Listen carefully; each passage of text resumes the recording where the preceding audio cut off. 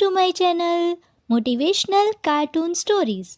यहाँ पर हम आपके लिए लाते हैं मोटिवेशनल और इंटरेस्टिंग कहानियाँ जो आपको हर दिन कुछ नया सिखाती हैं। दोनों भाई नाश्ते की टेबल पर बैठे थे। प्रियंका, मेरा नाश्ता कहाँ है? भाभी, मुझे भी ऑफिस के लिए लेट हो रहा है। इस पर प्रियंका किचन में से दोनों के नाश्ते की प्लेट्स लेकर बाहर आती है। लो भाई, आप दोनों का नाश्ता। किसी को भी 1 मिनट का सब्र नहीं है। ये प्रियंका का ससुराल है, जहाँ कोई औरत ना होने की वजह से शादी वाले दिन से ही घर के साथ दोनों भाइयों की जिम्मेदारियां प्रियंका संभाल लेती है। दोनों भाई शांति से नाश्ता कर रहे होते हैं कि अंकुश अपने भाई की प्लेट से पराठे का एक टुकड़ा उठा लेता है। आपको पता है ना, मैं खाना शेयर नहीं करता, फिर भी मेरी प्लेट में से खाना जरूरी है क्या? अरे हद हो गई है, मुझे नहीं खाना अब। अंकुर गुस्से में नाश्ता छोड़कर टेबल से उठ खड़ा होता है। अरे, ये कैसा बिहेवियर है अंकुर? एक टुकड़ा ही तो है। एक हो या आधा, मुझे भूख लगी है तो ये सिर्फ मेरा ही है। उसे भी किसी के साथ शेयर करने बैठा तो भूखा नहीं रह जाऊंगा।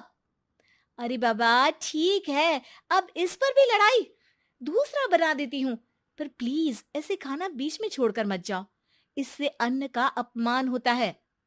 ओ प्लीज भाभी, ऐसी कोई चीज होती ही नहीं है। आपके पास पैसे हैं, खरीदो और खाओ। अगर नहीं खाया जाए तो फेंक दो। अरे दुनिया में सब यही करते हैं।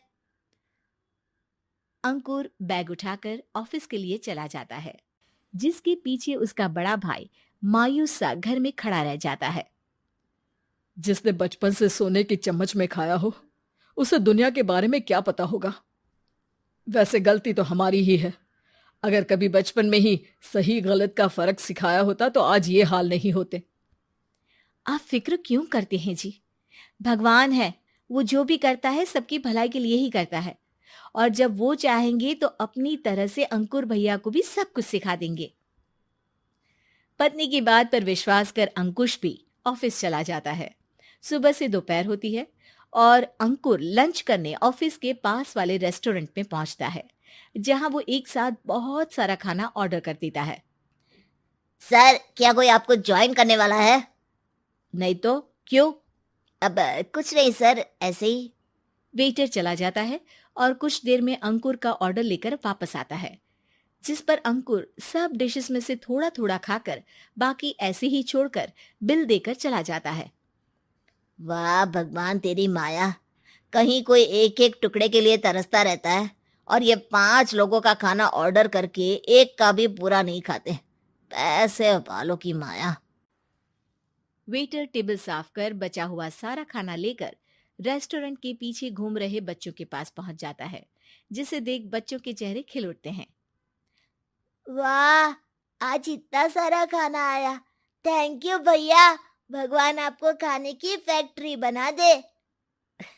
अगर ये फैक्ट्री मेरी होती तो तुम लोगों को कभी किसी का झूठा बचा हुआ खाना नहीं खाना पड़ता।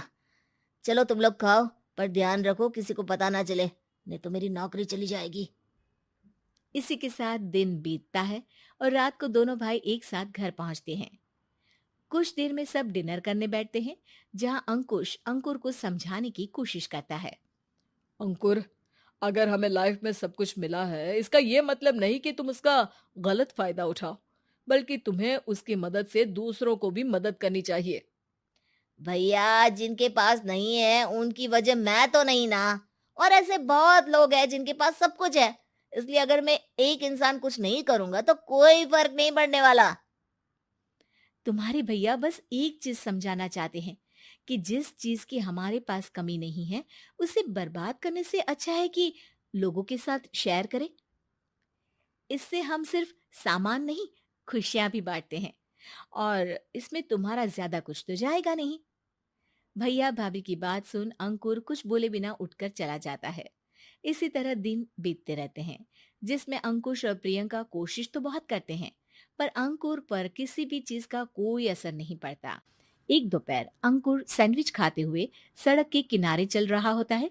तभी उसकी नजर आइसक्रीम वाले पर पड़ती है और वो सैंडविच सड़क किनारे फेंक आइसक्रीम खरीदने पहुंच जाता है। अब इसे कहते हैं जिंदगी का सुख। जैसे ही अंकुर आइसक्रीम लेकर पीछे मुड़ता है तो एक आदमी को सड़क से वही सैंडविच उठाते हुए देखता है।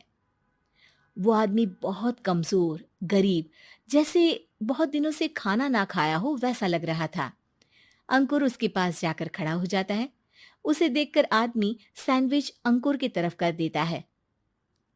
आपको भी खाना है क्या? क्या हम इसे आधा आधा कर ले? मुझे बहुत भूख लगी है। वो मेरा ही झूठा सैंडविच है। तुम दूसरा खरीद कर क्यों नहीं खा लेते? इसे क्यों खा रहे हो? अरे भैया, अगर खरीदने के पैसे होते तो 4 दिन से भूखा नहीं घूम रहा होता।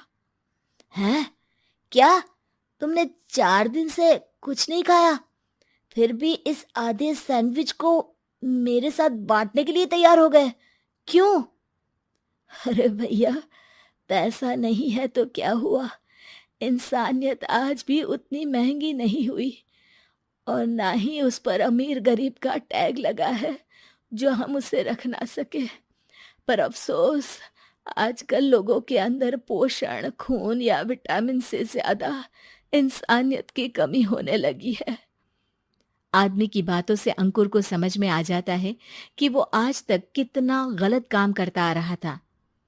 इसके बाद से वो अपनी किसी के साथ शेयर नहीं करने और खाने को बर्बाद करने वाली आदत को छोड़ देता। Thanks for watching. अगर आपको हमारी स्टोरी पसंद आई हो तो लाइक करें, शेयर करें और सब्सक्राइब करना ना भूलें।